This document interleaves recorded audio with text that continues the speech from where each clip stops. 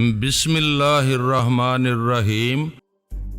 ایسے وقت میں نے مہاراج کے دماغ میں دستک دی۔ اس نے پوچھا کون؟ میں نے کہا ٹی آر بھاٹیا۔ بھاٹیا تم اتنے دنوں تک کہاں غائب رہے؟ میں ایک جگہ رپوش رہا تھا، خیال خوانی کے ذریعے اپنی محبوبہ بلی ڈونا سے رابطہ کیا تو پتہ چلا کہ وہ ٹیلی پیتھی سے محروم ہو گئی ہے۔ صرف وہی نہیں، بے شمار ٹیلی پیتھی جاننے والے بھی نکارہ ہو گئے ہیں، اور وہ اینٹی ٹیلی پیتھی دنیا کے ہر ملک اور ہر علاقے میں اسپرے کی جا رہی ہے۔ اندیشے میں رہا کہ شاید میں بھی اس علم سے محروم ہو جاؤں گا۔ بعد میں پتہ چلا کہ جنہوں نے قدرتی طور سے یہ علم حاصل کیا ہے وہ سب دوا کے اثر سے محفوظ ہیں۔ میں بھی محفوظ ہوں۔ مہاراج نے کہا ہم سے رابطہ کرتے تو اتنے دنوں تک رپوش رہنا نہ پڑتا۔ کیا تمہارے ایرانی عامل نے اینٹی ٹیلی پیتھی کے بارے میں تمہیں حقیقت نہیں بتائی؟ وہ کیا بتائے گا؟ کتنے دن ہو گئے وہ مجھ سے رابطہ نہیں کر رہا ہے۔ بلی ڈونا کا خیال ہے کہ اس ایرانی عامل نے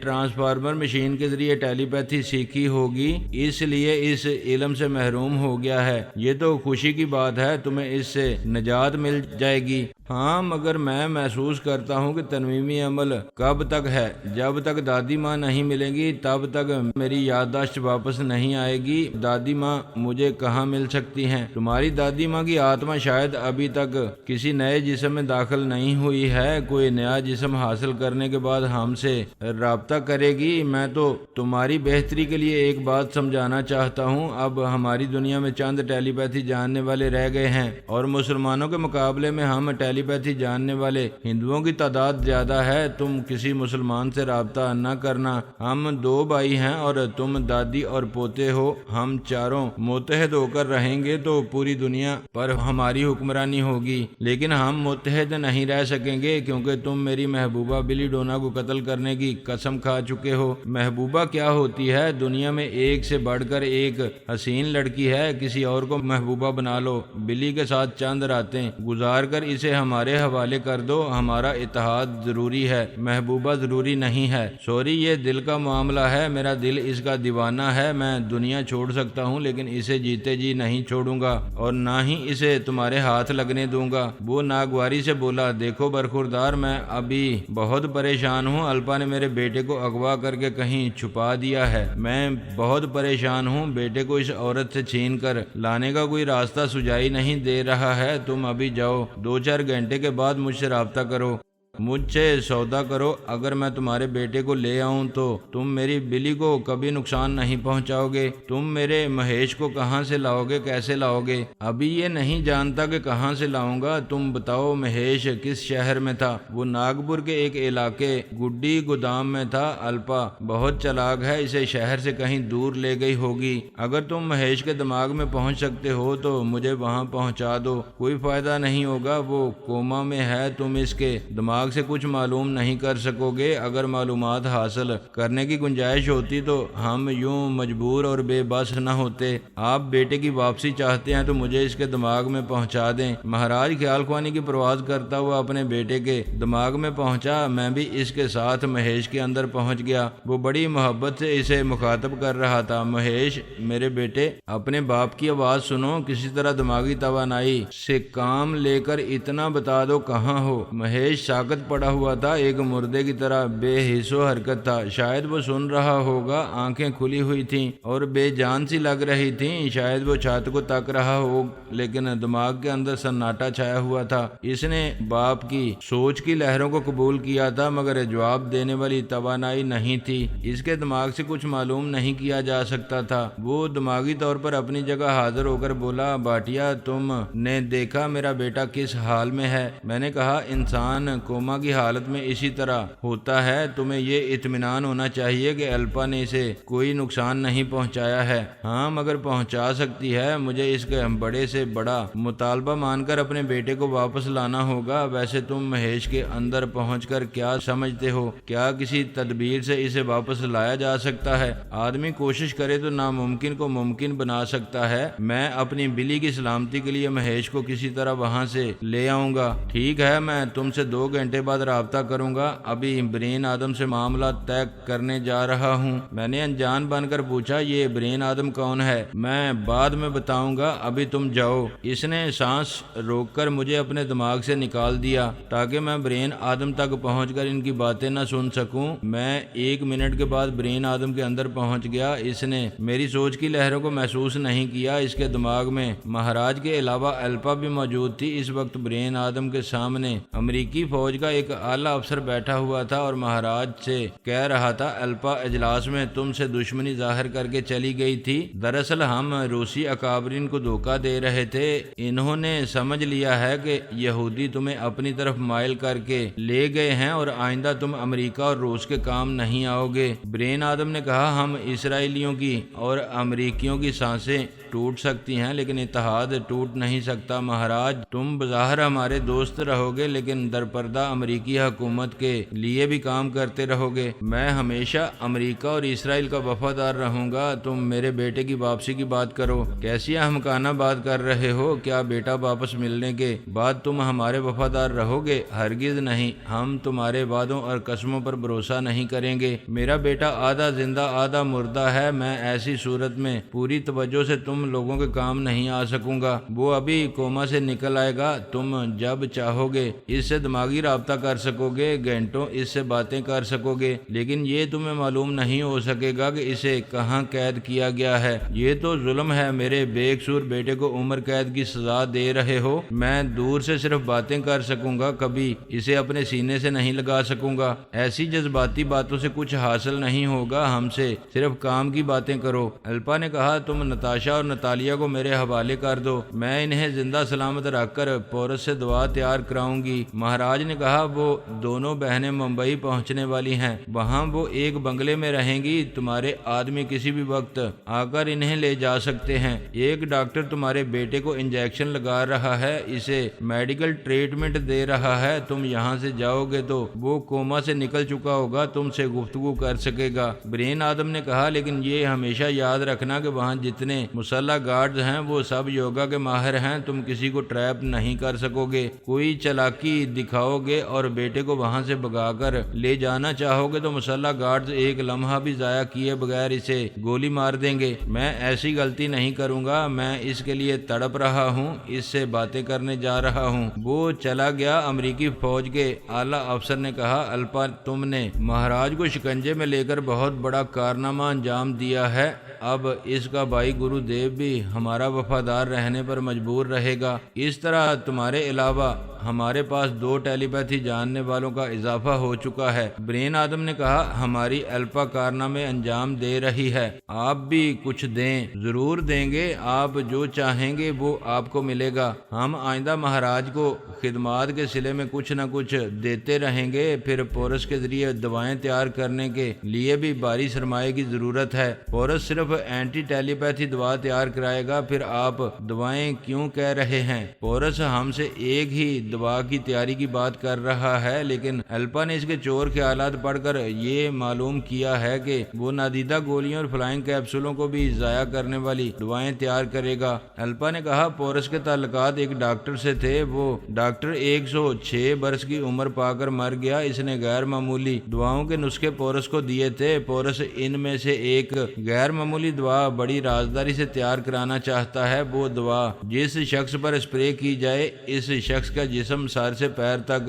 سن ہو جاتا ہے، پھر وہ 1 آدھ گھنٹے تک ساکت رہتا ہے، اگر کھڑا ہے تو کھڑا ہی رہ جائے گا، بیٹھا ہے تو بیٹھا ہی رہ جائے گا، پھر رفتہ رفتہ دوا کا اثر زائل ہونے پر وہ نارمل ہو کر چلنے پھرنے اور بولنے لگے گا۔ اعلیٰ افسر نے کہا، یہ دوا ہمارے کام آئے گی، ہم کسی بھی ٹیلی پیتھی جاننے والے پر اس کا اسپرے کریں گے تو وہ 1 آدھ گھنٹے تک خیال خوانی کے قابل نہیں رہے گا۔ الپا نے کہا، قدرتی طریقوں سے بھی ٹیلی پیتھی کا علم حاصل کرنے والے اس دوا کے اثر سے 1 آدھ گھنٹے کے لیے نکارہ ہو جائیں گے۔ تم نے پورس کے چور خیالات سے معلوم کیا ہوگا کہ وہ ایسی غیر معمولی دواؤں کے نسخے کہاں چھپا کر رکھتا ہے۔ الپا نے کہا، میں نے معلوم کیا ہے، ان نسخوں کو حاصل کرنا دشوار ہے مگر ناممکن نہیں ہے۔ ہمارے یہودی سراغرزاں اسے حاصل کرنے کے لیے اس مقام کی طرف روانہ ہو چکے ہیں۔ الپا ہمارے امریکی ٹیلی پیتھی جاننے والوں نے کبھی تمہاری طرح کارنامے انجام نہیں دیے، حتیٰ کہ وہ سب اس علم سے محروم ہو گئے۔ تم نے بڑی ہوشیاری سے اس علم کو برقرار رکھا ہے۔ اگر وہ تمام غیر معمولی نسخے حاصل ہو جائیں گے تو تم فرحاد علی تیمور پر بھی بھاری پڑو گی۔ ایسا ہی ہوگا۔ آپ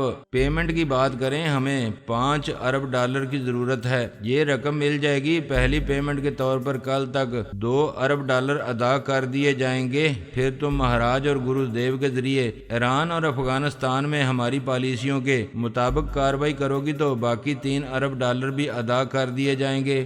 حالیہ مردم شماری کے نتائج کے مطابق یہ بات سامنے آئی تھی کہ امریکہ میں دوسرا بڑا مذہب اسلام ہے۔ اس حقیقت نے امریکہ اور اسرائیل دونوں کو پریشان کر دیا تھا۔ وہ تقریباً نصف صدی سے اس کوشش میں تھے کہ سیاسی حکمت عملی سے اسلامی ممالک کو پسماندہ اور محتاج بنا کر رکھا جائے۔ وہ اپنی کوششوں میں بڑی حد تک کامیاب تھے، لیکن ایران میں اسلامی انقلاب اور افغانستان میں سپر پاور روس کی پسپائی نے یہ بات سمجھا دی تھی کہ اسلام ان ممالک سے تقویت حاصل کرنے والا ہے۔ مشرق وسطی، جنوب اور وسط ایشیا کے اسلامی ممالک کو اپنے زیر اثر رکھنے کے لیے لازمی ہو گیا تھا کہ ایران اور افغانستان کے سیاسی عوامل کو کمزور کیا جائے۔ اس مقصد کے لیے امریکہ نے ایران کو مختلف ہتھ کنڈوں سے کچلنے کی انتہا کر دی۔ اس کے باوجود ایران رفتہ رفتہ مستحکم ہوتا رہا۔ البتہ افغانستان میں خانہ جنگی کرانے کے سلسلے میں امریکہ کو کامیابی حاصل ہوتی رہی۔ یہ کامیابی بھی عارضی دکھائی دینے لگی کیونکہ اچانک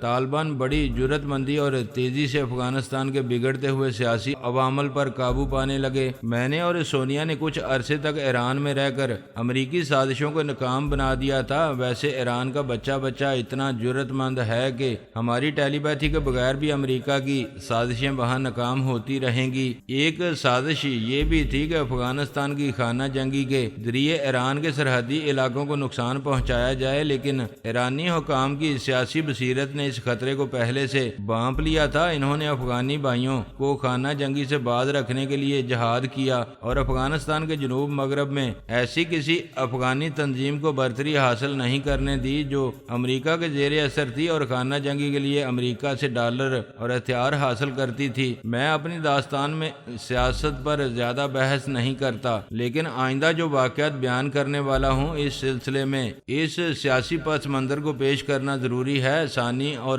پارس ہندوستان پہنچنے والے ہیں، اس لیے میں ہندوستان چھوڑ کر افغانستان کی طرف جا رہا ہوں۔ ایرانی حکام کی پہلی کوشش یہ تھی کہ ایشیا میں ایران، پاکستان اور چین کا ایک مضبوط اتحاد قائم ہو، لیکن قرضوں کے جال میں پھنسنے والے پاکستان کے حکمرانوں نے اس اتحاد کو اہمیت نہیں دی۔ امریکہ اور اسرائیل خوش تھے کہ پاکستان اس اتحاد میں شامل نہیں ہوا ہے، لیکن اب ایران، بھارت اور چین کا اتحاد قائم ہو رہا ہے۔ امریکہ اور اسرائیل امن و امان کے زمانے میں وسطی ایشیا کے مسلم ممالک تک تجارتی اور سیاسی ارادوں سے پہنچنا چاہتے ہیں۔ وہ پاکستان اور افغانستان کے راستے سے ان تک پہنچ سکتے ہیں، اور اگر چین سے جنگ چھڑ جائے تو انہی ممالک کے راستے اپنی فوج اور اسلحہ لے جا سکتے ہیں، لیکن ایران، بھارت اور چین متحد ہو کر یہ راستے بند کر سکتے ہیں۔ امریکہ اور اسرائیل کو ایسے جارحانہ عزائم سے روکنے کا صحرا ایران کے سر ہوگا۔ اسی لیے پورے ایشیا میں ان کے لیے ایران ایک نہ جھکنے والا اور نہ ٹوٹنے والا ملک ہے۔ وہ کسی بھی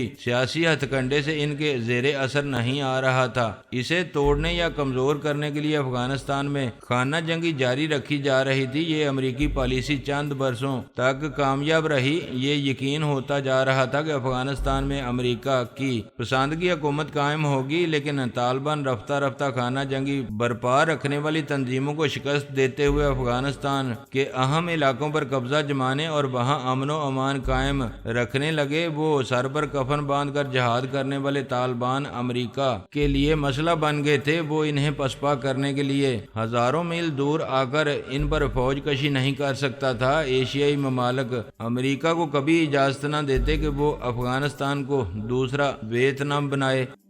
امریکی فوج کے اعلیٰ افسر نے الپا اور برین آدم سے کہا اب خاموش ڈپلومیسی سے کام نکالنا ہوگا۔ مہاراج گرو دیو سے کہا جائے کہ وہ دونوں بھائی خیال خوانی کے ذریعے طالبان کے درمیان نفرت اور عداوت پیدا کریں، انہیں مختلف گروہوں میں تقسیم کر دیں، اس طرح طالبان آپس میں لڑنے مرنے لگیں گے۔ برین آدم نے کہا وہ دونوں بھائی ہمارے احکامات کے مطابق وہی کریں گے جو آپ چاہتے ہیں، لیکن دانش مندی یہ ہے کہ ہم پہلے فرحاد کی مصروفیات سے باخبر رہیں۔ ہمارے مقابلے میں وہ اور سلمان دو ٹیلی پیتھی جاننے والے ہیں۔ ہم دوسرے ممالک کی عارضی طور پر گڑبڑ پیدا کر کے فرحاد اور سلمان کو ادھر مصروف رہنے پر مجبور کر سکتے ہیں۔ اعلیٰ افسر نے کہا فرحاد اور بابا صاحب کے ادارے والے کبھی یہ نہیں چاہیں گے کہ پورس اینٹی ٹیلی پیتھی دوا تیار کرے، کسی طرح یہ بات فرحاد تک پہنچے اور وہ پورس کے پیچھے پڑ جائے۔ پورس اگر کسی ایشیائی ملک میں دوا تیار کرے گا تو ہم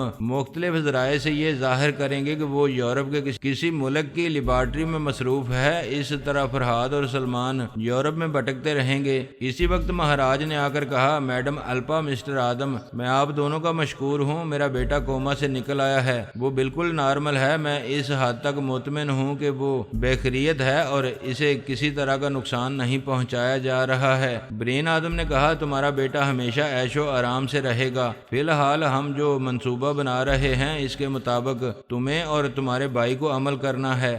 وہ مہاراج کو منصوبے کی تفصیل بتانے لگا۔ مہاراج نے سب کچھ سننے کے بعد کہا ہم دونوں بھائی افغانستان میں اپنی تمام صلاحیتیں آزمائیں گے۔ فرحاد کو دوسری طرف بھٹکانے کا آئیڈیا بھی اچھا ہے، آپ چاہیں تو اسے تیسری طرف بھی بھٹکایا جا سکتا ہے۔ تیسری طرف بھٹکانے والا آئیڈیا کیا ہے؟ ٹی آر بھاٹیا خیال خوانی کے ذریعے میرے پاس آیا تھا، وہ اپنی دادی نیلما کو تلاش کر رہا ہے، وہ فرحاد کے ہتھے چڑھ سکتا ہے۔ کیا تم نے اسے دوست بنانے کی کوشش کی ہے؟ اس وقت میں اپنے بیٹے کے لیے پریشان تھا، ابھی اس سے رابطہ کروں گا۔ میرے ذہن میں جو آئیڈیا ہے اسے سن لیں۔ الپا اس کی دادی ماں بن کر اسے اپنی طرف مائل کر سکتی ہے، پھر فرحاد کو بھٹکانے کے لیے اس سے بھی کام لے سکتی ہے۔ الپا نے کہا واہ مہاراج، تم واقعی وفاداری کا ثبوت دے رہے ہو۔ میں نیلما بن کر اسے اپنی طرف مائل کر سکتی ہوں۔ میں تمہارے دماغ میں آ رہی ہوں، تم مجھے اس کے اندر پہنچاؤ۔ برین آدم میری سوچ کی لہروں کو محسوس نہیں کر رہا تھا کیونکہ الپا اور مہاراج اس کے اندر رہ کر بول رہے تھے۔